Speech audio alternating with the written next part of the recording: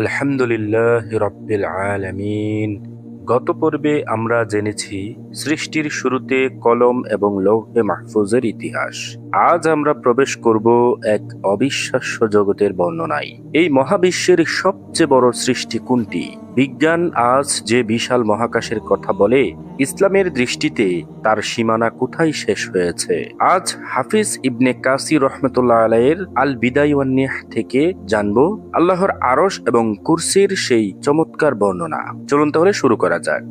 আরশ হলো সৃষ্টির সর্বোচ্চ এবং সবচেয়ে বিশাল ছাদ। ইবনে কাসির রহমতুল্লাহ আলাইহি বর্ণনা করেছেন, এটি কোনো সাধারণ বস্তু নয়, বরং আল্লাহ তাআলার এক অকল্পনীয় সৃষ্টি। আরশ শব্দের সরাসরি অর্থ হলো সিংহাসন বা উচ্চ আসন। এর বিশালতা কতটুকু? হাদিসে এসেছে, আবু যার রাদিয়াল্লাহু তাআলা আনহু একবার রাসূল সাল্লাল্লাহু আলাইহি ওয়াসাল্লামকে কুরসি সম্পর্কে জিজ্ঞেস করলে তিনি বলেন, ৭ আসমান ও ৭ জমিন কুরসির তুলনায় মরুভূমিতে ফেলে দেওয়া একটি আংটির মতো, আর আল্লাহর আরশ কুরসির তুলনায় সেই মরুভূমির মতো বড়। আল্লাহু আকবার। চিন্তা করে দেখুন, আমাদের পৃথিবী ও মহাকাশ কত বড়, কিন্তু আরশের তুলনায় তা মরুভূমির বুকে পড়ে থাকা সামান্য এক টুকরো আংটি মাত্র। আল বিদায় ওয়ান নিহা, প্রথম খণ্ড, পৃষ্ঠা নং ২৪, ইবনে হিব্বা, হাদিস নং ৩৬১। আরশ বহনকারী ফেরেশতাদের অবিশ্বাস্য বিশালতা। আল্লাহ তাআলা তার মহান আরশকে বহন করার জন্য অত্যন্ত শক্তিশালী কিছু ফেরেশতা নিয়োজিত করেছেন। হযরত জাবির ইবনে আব্দুল্লাহ রাদিয়াল্লাহু তাআলা আনহু থেকে বর্ণিত, রাসূলুল্লাহ সাল্লাল্লাহু আলাইহি ওয়াসাল্লাম বলেছেন, আমাকে আরশ বহনকারী ফেরেশতাদের মধ্য থেকে একজন ফেরেশতা সম্পর্কে আলোচনা করার অনুমতি দেওয়া হয়েছে। তার সৃষ্টি এবং বিশালত্ব এতটাই যে তার কানের লতি থেকে ঘাড়ের উপরের অংশ বা কাঁধ পর্যন্ত পৌঁছাতে একটি গতিশীল পাখির উড়তে সময় লাগবে সুদীর্ঘ ৭০০ বছর। আল বিদায় ওয়ান নিহা, প্রথম খণ্ড, পৃষ্ঠা নং ২৬, সুনানে আবু দাউদ, হাদিস নং ৪৭২৭। চিন্তা করুন, একটি পাখি যদি বিরতিহীনভাবে ৭০০ বছর উঠতে থাকে তাহলে কত কিলোমিটার যাবে? বর্তমান সময়ের প্রেক্ষাপটে আপনি যদি চিন্তা করেন, পৃথিবীর সবচেয়ে গতিশীল পাখি হচ্ছে ফ্যালকন, আর এই ফ্যালকন প্রতি ঘন্টায় ৩২০ কিলোমিটার পথ অতিক্রম করতে পারে। তাহলে ৩২০ গুণ ২৪ ঘন্টা সমান সমান কত হলো? ৭৬৮০ কিলোমিটার। তাহলে এক বছরে যাবে ২৮,০৩,২০০ কিলোমিটার। তাহলে চিন্তা করুন, এক বছরে যদি ২৮,০৩,২০০ কিলোমিটার যায়, তাহলে ৭০০ বছরে কত কিলোমিটার যেতে পারে? অথচ এটি সেই ফেরেশতার পুরো দেহের আয়তন নয়, বরং শরীরের সামান্য একটি অংশের মাপ মাত্র।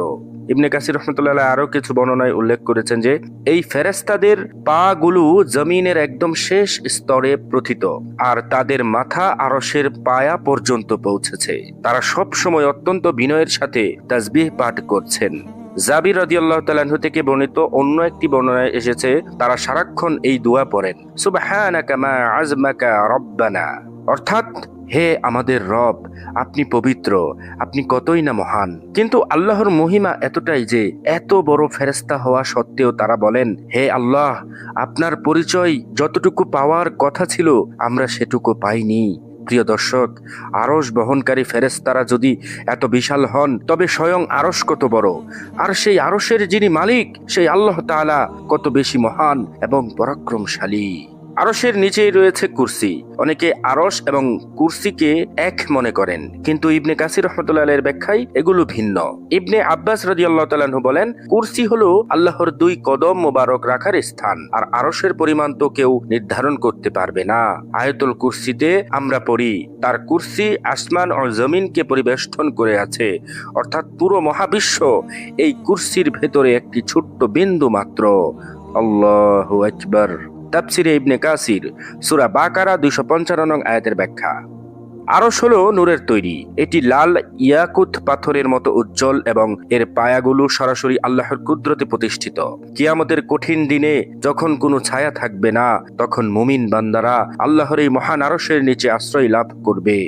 রাসূলুল্লাহ সাল্লাল্লাহু আলাইহি ওয়াসাল্লাম বলেছেন, যখন তোমরা আল্লাহর কাছে জান্নাত চাইবে, তখন জান্নাতুল ফেরদৌস চাইবে, কারণ এটি জান্নাতের সর্বোচ্চ স্তর এবং এর ছাদ হলো দয়াময় আল্লাহর আরশ।